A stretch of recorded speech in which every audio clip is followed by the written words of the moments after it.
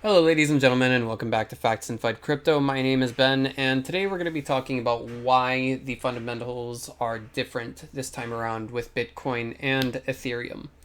So, in a recent interview, or rather podcast, the Winklevoss twins named Ethereum to be digital oil while they named Bitcoin to be digital gold. Now, at first, I didn't really get the comparison when they said digital oil, but then I stopped and thought about what oil is used for, and that it is used for cars, jets, mass transportation, things of that nature. And so, what I see it as is basically a form of fuel for infrastructure and everything else that is necessary for our modern lifestyles, even creating plastics. So that actually does make a good amount of sense as to make that comparison, I suppose you could say. But previously, I always called it a digital toolbox. So what we are looking at right now is, of course, Bitcoin search term trends in America. And of course, I'm sure you've seen this from other YouTubers, but how about Ethereum? I'm wondering if it would be at a similar trend for the time being. It seemed as though it kind of had a much higher search term trend back in 2017. However,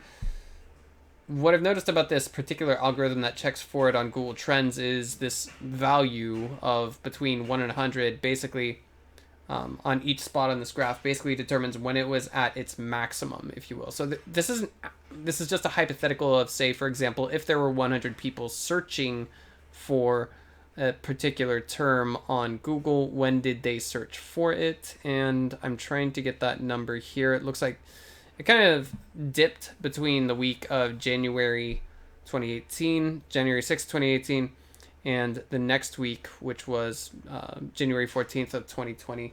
I'm sorry, January 14th of 2018. But, that's not everything to be taken into consideration for the time being.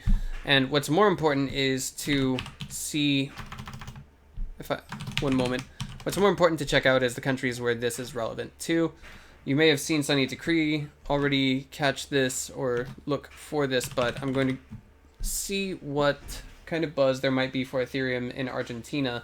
And it looks like this is actually where it's becoming a safe haven asset, or at least Ethereum is becoming one of the safe haven assets. It looks as though, wait a minute, this figure, this 80 right here on screen, would imply that more people have been looking for Ethereum and Bitcoin in Argentina than anywhere else on the planet, which is actually groundbreaking news in my opinion. Oh, this is a groundbreaking trend for sure. This is actually the highest it's ever been in Argentina's history, and the reason why actually is because their exchange rate of the currency that they have, $1 for 80 local Argentinian pesos is, that's a crazy exchange rate. Anywho, sorry, I kind of got sidetracked there for a minute, but now we're going to check things out with the ETH 2.0 deposit contract, if you will. This is for stakers who will be staking on Ethereum 2.0, as well as basically facilitating all of the transactions in the process. And we're going to be able to see live how this is all used within the next 2 years. And this is basically just visible at launchpad.ethereum.com and everything else in between. But real quick, before we dive into Bitcoin, I'd like to go ahead and bring your attention to a couple of graphs. Now, this is cherry-picked data. I don't call myself a data scientist, but if we check out the trends here, July 9th, 2016 is actually, I suppose you could say, monumental, just given the fact that that's the same day that the halving took place for Bitcoin, and our price for Ethereum chart action, our chart for Ethereum price action here is at about $10 when it starts, and then it just slowly turns into a J-shape climb. And between these two dates, there were 225 days.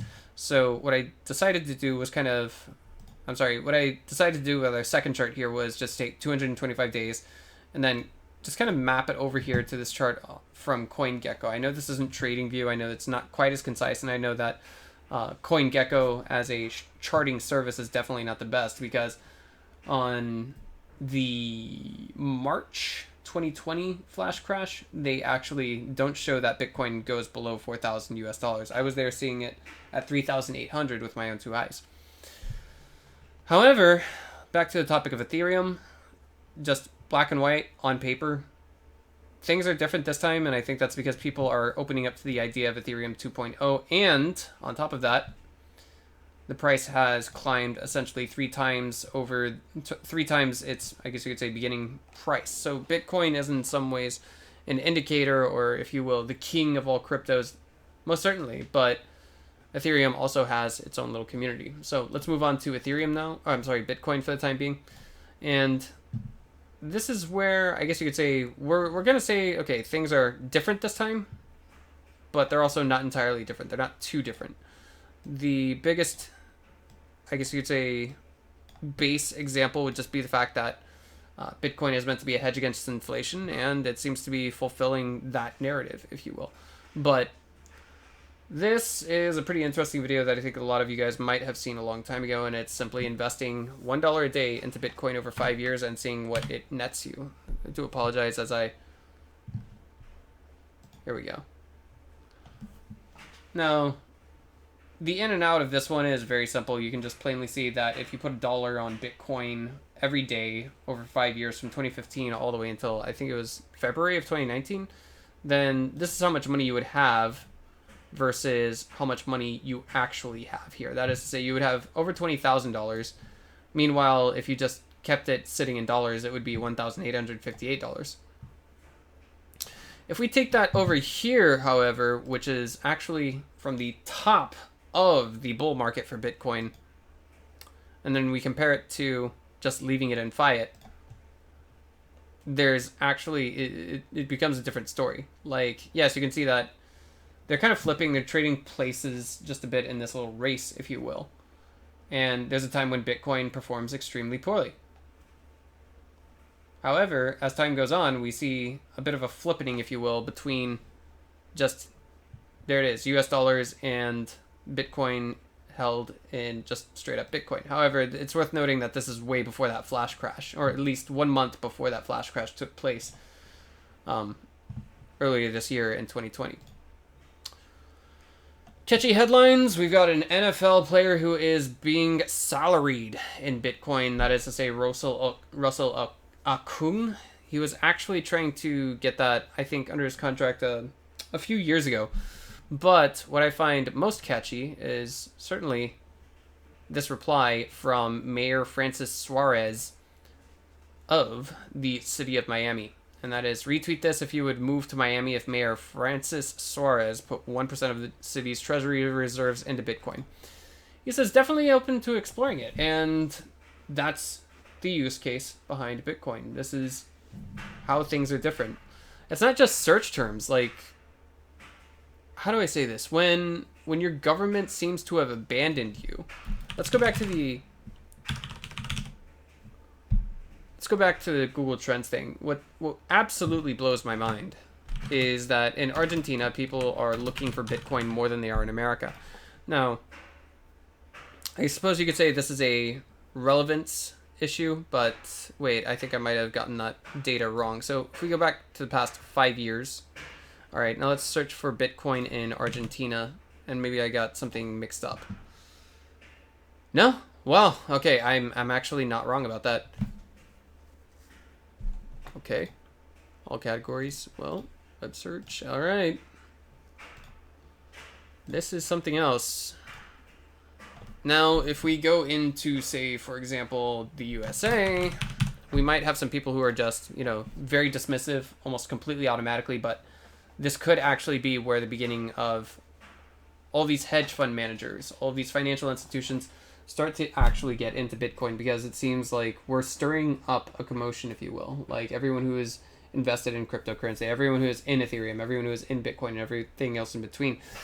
And this is what Bitcoin was meant to fix. I said in our last video that, if you're holding a 30-year bond, a 30-year yield bond from the US Treasury, you're going to lose money on inflation at least 0.5%. So black and white, if you bought a $100 Treasury reserve, its returns to you would actually be negated by inflation. That would mean that you're actually losing 50 cents per month that you hold on to it. At least that is for the beginning of 2021. If you guys didn't check out that video, I strongly recommend you check it out. It was a bit lengthy. I had a very long PowerPoint presentation ready for you guys, but yeah. Anywho, don't need to go on talking about nothing. This is Ben, and I'll see you all in the next video. Make sure you guys like, comment, and subscribe.